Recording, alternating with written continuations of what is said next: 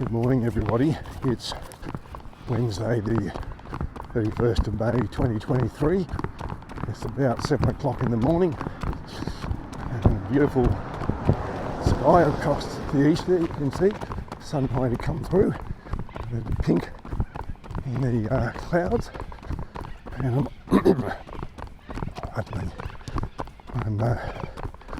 off on my morning run. I haven't run for a couple of days because I had my 70th birthday on the weekend, and in the week leading up to that I set myself the target of running 70 kilometres in the week, and I did that, and so I thought I'd earned a few days rest. I hadn't had any injury or anything like that.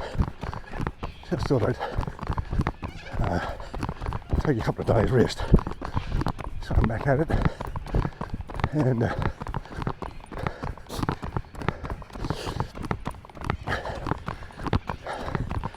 if you're familiar with my running videos, you know I get to run and talk about things that interest me.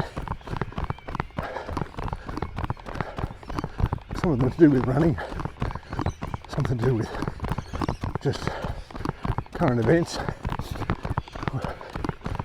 and you get to hear the sound of me breathing, maybe see my hands in the shot, see some scenery,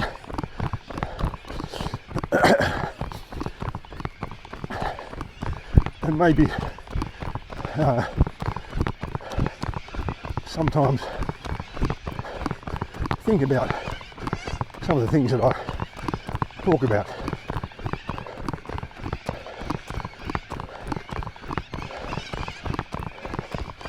My aim isn't to convert you or to tell you what your opinion should be, just to say this is something I've been thinking about, and this is what I think about it.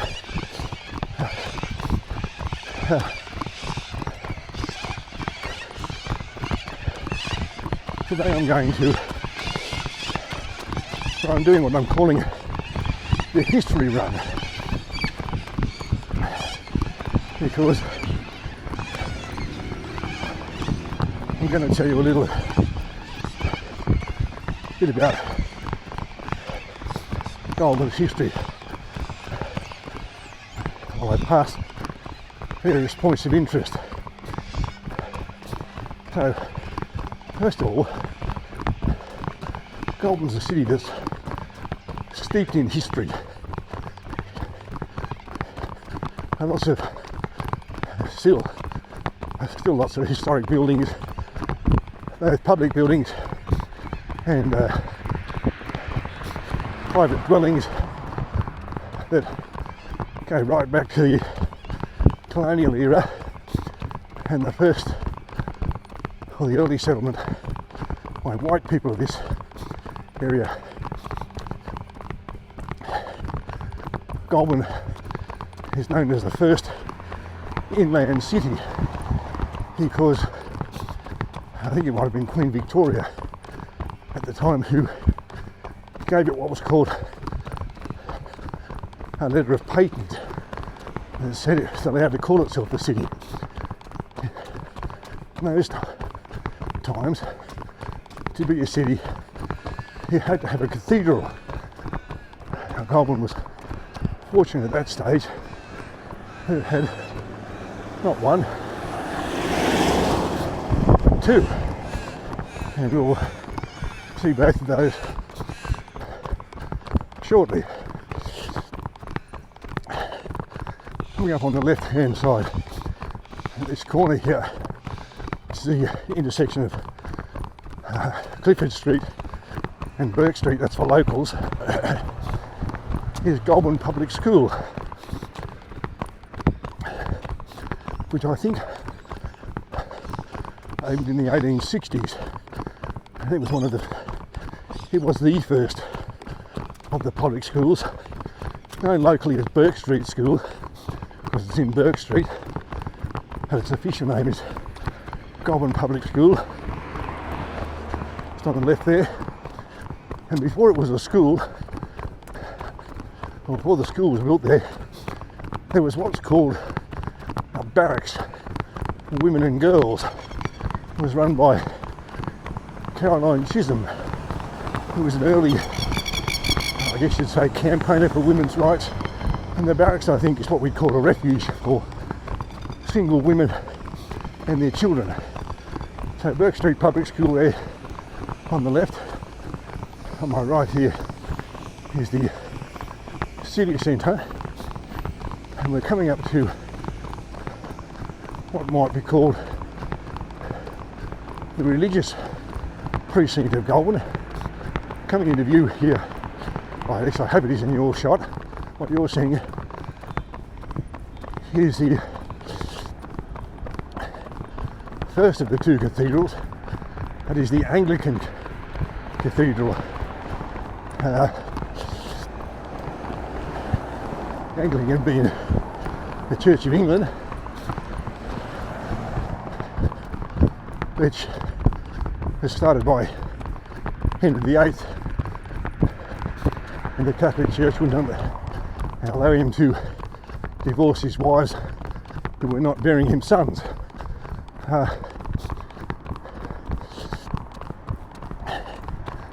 You might notice a different tone in the tower.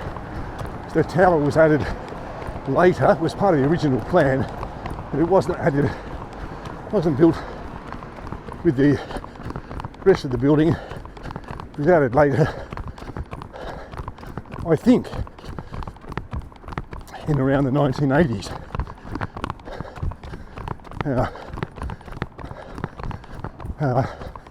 Beside it here is the church hall, maybe the same material, same stone.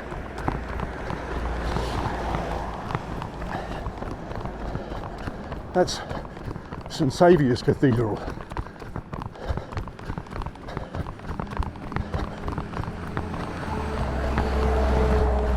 Coming into view now, there are a couple of other churches along here that aren't of quite such historic significance.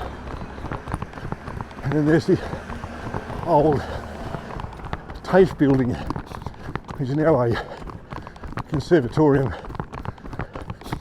But on the left there, on the corner of Werner and Burke Street, is the Catholic Cathedral. I think it's called the Cathedral of St Peter and Paul's.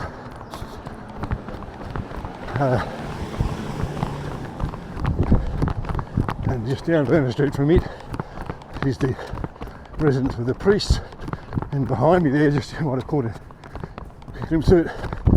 is the old St Patrick's Hall, which is now a cafe. As the St Peter and Paul's Cathedral has only recently returned to use as a church after being closed for a long time for renovation. Actually, in total it's been renovated for about 40 years. Along here, as I said, is the religious precinct, because there were a number of Catholic primary schools along here at one stage. They've all been closed, land sold, buildings demolished, and as you can see, modern apartments built. Some of the buildings were required to be retained under heritage laws.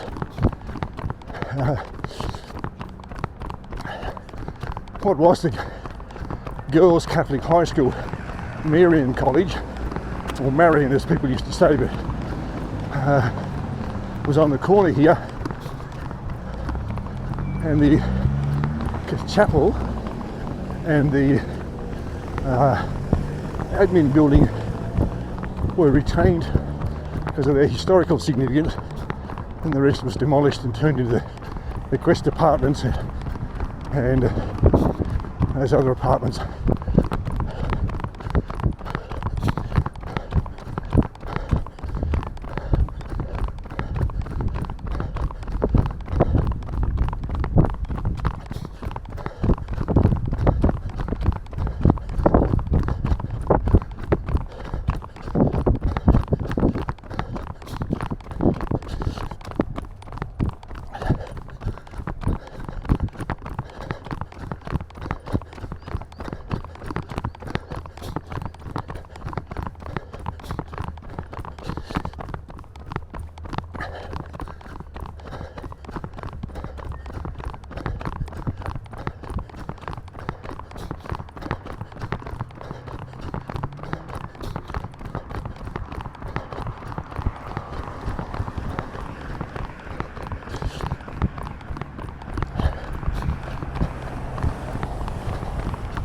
Coming up into view in a moment, you might be able to see part of it just directly ahead on the corner here of Burke Street and Addison Street is Goulburn South Public School. It's another one of the early public schools built here. I have a feeling Goulburn Public School, the one in Burke Street that I mentioned earlier, was put around 1860 something, 1868 maybe. And this one a few years later.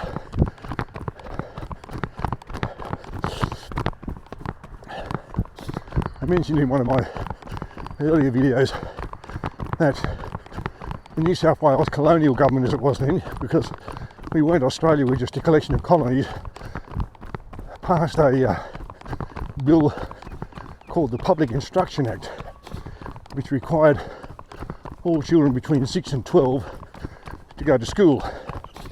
And so, for that to happen, of course, they had to build schools. And so, before that, schools were run mostly by churches and other charities, or they were private schools that you paid to attend. Now,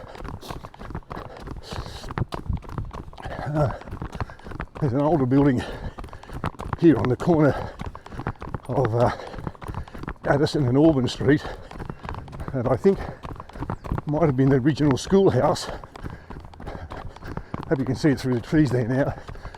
And it might also have been the principal's residence at one stage. A lot of country schools had residences attached to them as an incentive to get the principal to go there.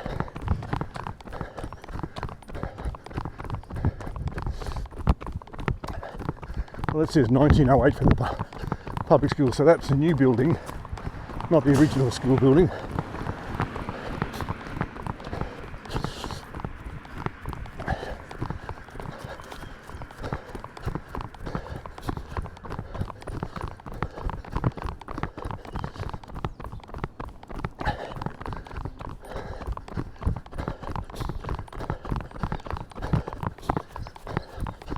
So prior to that Public Instruction Act, most children didn't go to school.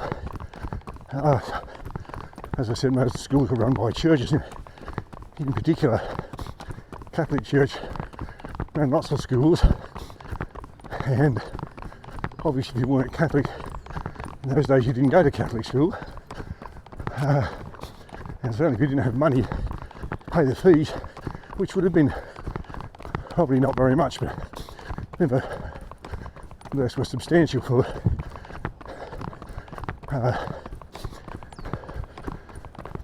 poorer families, so kids didn't go to school.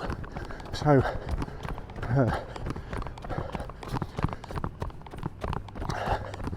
I think it was Henry Parkes who was the Premier, may not have had that title then, but as the Premier of New South Wales, he had this Public Instruction Act passed, and although it's been tweaked and fiddled with over the 100 odd years since 100 or more years since it was passed, still is the basic law that public education in New South Wales operates. And he was insistent that the schools be called public schools. Now, in Queensland, for example, they're called state schools, and in Victoria they're just called, I think, primary or secondary school. Same in Tasmania, but New South Wales, the primary schools, because there wasn't any secondary school then, were called public schools. Okay, so I'm coming on to, we're about to cross over the railway line. This is going out on the Braidwood Road. The railway played a pretty significant part morning in Goulburn's history.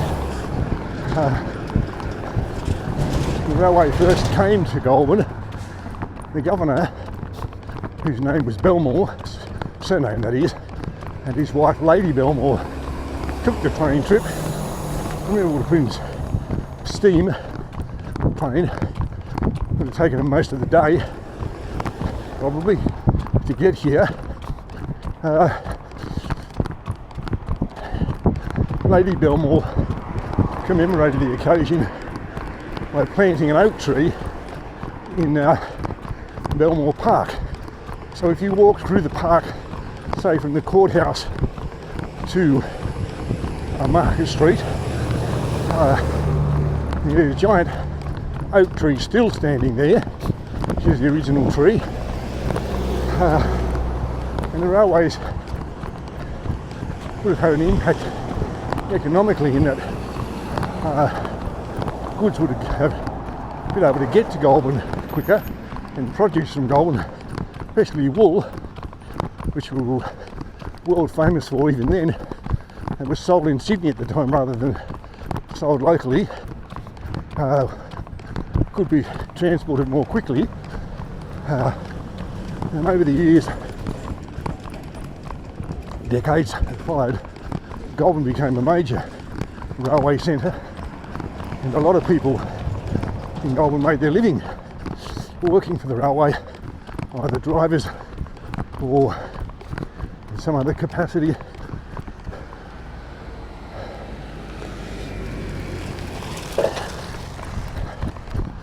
And